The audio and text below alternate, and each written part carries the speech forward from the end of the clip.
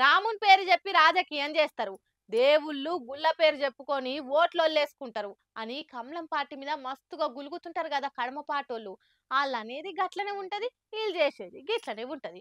ఒక్కతానుండక ఒడిషా గుళ్ళ మీద అక్కడి సీఎం మీద ఏకంగా పీఎం మోడీనే బద్నాం లేపే వరకల్లా ఇగో గింత పెద్ద పంచాదులైతుంది గిప్పుడు. ఇప్పటికే అయోధ్య గుడి ఓపెనింగ్ పేరు మీద పార్టీల నడుమ పంచాదులైనాయి. ఎలక్షన్లలో మైలేజ్ పెంచుకునేందుకు మంచిగా రాముని వాడుకుంటారు కదా బీజేపీ వాళ్ళు అని మాట్లాడిరు మస్తు మంది. గుళ్ళు దేవుళ్ళు మతం పేరు చెప్పి రెచ్చగొట్టే తట్టు కూడా మాట్లాడి లేని పంచాదులు పైకి లేపుతారని కూడా బద్నాం ఉండనే ఉండాల మీద. ఇండియాలో మోడీ మాట్లాడిన మాటలు చూస్తుంటే మళ్ళోసారి మంటలు లేచినట్టే కొడుతున్నది. ఒడిశాలో పూరి జగన్నాథ్ గుడి ఉంది కదా, దునియా మొత్తంలో 7 కేలు ఎంతో మంది భక్తులు వచ్చి నిత్య దర్శనం చేసుకొని పోతుంటారు. జగన్నాథ రథయాత్ర అంటే ఎటువంటి జాతర ఉంటుందో అందరికీ ఎరుకున్నదే. ఆ గుడి మీదనే మాట అనుకుంటా ఇక్కడ పవర్లున్న బిజు జనతాదళ్ పార్టీని పబ్లిక్ లో పల్స చేస్తేందుకు సీఎం నవీన్ పట్నాయక్ ను చిన్న చేస్తేందుకు విమర్శలు ఇచ్చిండు మోడీ. జగన్నాథుని గుళ్ళున్న రత్న భాండాగారం గురించి భక్తులు బాగా రంది పడుతున్నారు, దాని తాళాలు కానొస్తలేవు, ఆ రహస్యాన్ని బయట పెట్టాలని పబ్లిక్ కోరుతున్నారు అని అన్నాడు. ఒడిశా సీఎం నవీన్ పట్నాయక్ పబ్లిక్ ను తప్పుదో పట్టిస్తున్నాడు. ఆయన అసలు తాళాలు నకిలీవి ఎట్లా చేసిరు అని అనుకుంటా ఆడితోనే ఆకుంటా తాళాలు తమిళనాడు పోయినాయి అనుకొచ్చి ఇట్లా కొత్త కొట్లాటకు పురుడు పోసిండు. మోడీ సార్ ఇంత మాటనే వరకల దీని మీద తమిళనాడు సర్కారు ఇటు ఒడిశా సర్కారు ఏం ఉత్తవుకోలేదు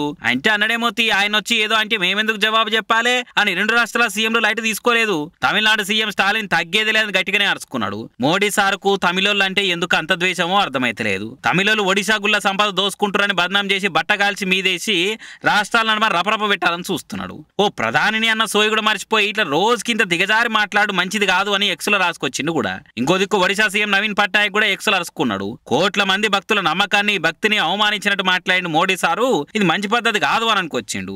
ఓట్లు సీట్ల కోసం గిట్లా మాట్లాడతారే, మోడీ బరాబర్ క్షమాపణలు చెప్పాలని కాంగ్రెస్ వాళ్ళు కూడా కరాఖండిగా డిమాండ్ చేస్తున్నారు. ఇక ఈ పార్టీల ముచ్చట పక్కకు పెడితే పబ్లిక్ కూడా తీరొక కామెంట్ తోని కన్నెర చేయబట్టిరు. అరే ఓ దేశ ప్రధాని అయ్యుండి ఓ రాష్ట్ర ముఖ్యమంత్రిని దేవుళ్ళు గుళ్ళ పేరు చెప్పి ఇరికేయాలని చూస్తుడు, ఇంకో రాష్ట్రంతో లింక్ ఉందని సంపదను ఎత్తుకోవని చూస్తురని మాట్లాడితే కరెక్టేనా అని అడుగుతున్నారు. అయినా మీకు రాష్ట్రానికి ఓ దేవుడు గుడి ఇట్లా సెంటిమెంట్లను రెచ్చగొట్టేందుకు పక్కగా ప్లాన్ చేసి పెట్టుకుంటారా ఎట్లా అని ఇంకొందరు ఇచ్చి పడేస్తున్నారు. రాష్ట్రాల నడుమ జగడాలు రాకుండా చూడవలసిన ప్రధాన ఇట్లా రాష్ట్రాలు జనాల నడుమ విద్వేషాలు పెంచే పనులు ముంగటేసుకుంటే ఇంకా దేశం ముందుకు పోతుందా అని అనుకుంటే ఇంకొందరు క్వశ్చనింగ్ చేస్తున్నారు. మరి ఈ పంచాయతీ మీద మోతవారి మోడీ సార్ ఏం క్లారిటీ ఇస్తాడో చూడాలిగా.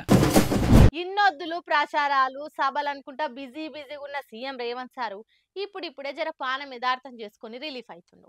ఇక కొన్నొద్దులు ఎలక్షన్లలో పక్కకు పెట్టి ఇంటోళ్ళతోని టైం స్పెండ్ చేస్తుండు.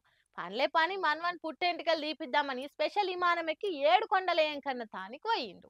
ఢిల్లీకి రాజైనా తల్లికి కొడుకు అన్నట్టు ఎంత సీఎం అయినా గానీ మన్మన్కి తాతనే కదా, తాత లెక్క ఆయన బాధ్యతలు ఆయనకుంటాయి. ఇక ఎలక్షన్ల హంగామా ఎట్లనో ఒడిసింది కాబట్టి జర తీరువాటం చేసుకుని సీఎం రేవంత్ సారు ఇంటోళ్లతోని స్పెషల్ ఫ్లైట్ ఎక్కి మన్మన్ పుట్టెంటికలు గిట తీసి దర్శనం చేసుకుండు. సీఎం అయినాక తొలసూరి తిరుపతికి పోయేసరికి అక్కడ ఆఫీసర్లు అన్ని దగ్గరుండి చూసుకుంటే ఈవో ధర్మారెడ్డి దగ్గరుండి దర్శనం చేపించిండు. అటెనక గుడి బయటకు వచ్చి మీడియాతోని ఓ 4 ముచ్చట్లు మాట్లాడిండు.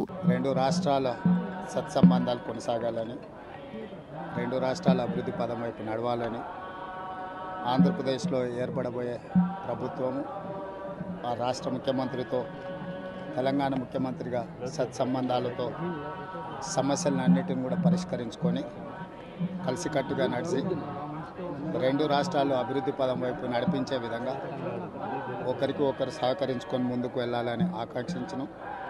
అదేవిధంగా తెలంగాణ రాష్ట్ర ప్రభుత్వం తరఫున కొండ మీద ఒక సత్రం నిర్మాణము, కళ్యాణ మండపం నిర్మించి తెలంగాణ నుంచి వచ్చే భక్తులకే కాకుండా దేశం నలుమూలల నుంచి స్వామివారిని సందర్శించుకునే భక్తులందరికీ కూడా ఈ ఫలితాల ప్రక్రియ ముగిసిన తర్వాత తప్పకుండా తెలంగాణ రాష్ట్ర ప్రభుత్వం తరఫున సత్ర నిర్మాణానికి అవకాశం ఉంటే కళ్యాణ మండపం నిర్మించి స్వామివారి సేవ కొనసాగించాలని రాష్ట్ర ప్రభుత్వం భావిస్తుంది. తప్పకుండా తొందరలోనే ఆంధ్రప్రదేశ్ ముఖ్యమంత్రిని కలిసి విజ్ఞప్తి చేసి ఇక్కడ స్వామివారి సేవలో తెలంగాణ రాష్ట్ర ప్రభుత్వం కూడా భాగస్వామ్యం తీసుకోవాలని కోరుకుంటున్నాను. ఆంధ్రాల కొత్త సర్కార్ ఏదొచ్చినా గానీ అన్నదమ్ములోలే అక్క చెల్లెలోలే కలిసి మెలిసి ఉంటామని అనుకొచ్చిండు. అటెనక 2 తెలుగు రాష్ట్రాల పబ్లిక్ ఎప్పటికీ సుఖ సంతోషాలతోనే ఉండేటట్టు దేవుణ్ణి మొక్కుకున్నా శ్రీవారి దర్శనంకి వచ్చేటోళ్లకు ఎటువంటి సవలతులు కావాలన్నా మా సర్కార్ నుంచి తప్పకుండా సాయం అందుతుందని చెప్పి ఆడికెళ్ళి బయలుదేరిండిగా.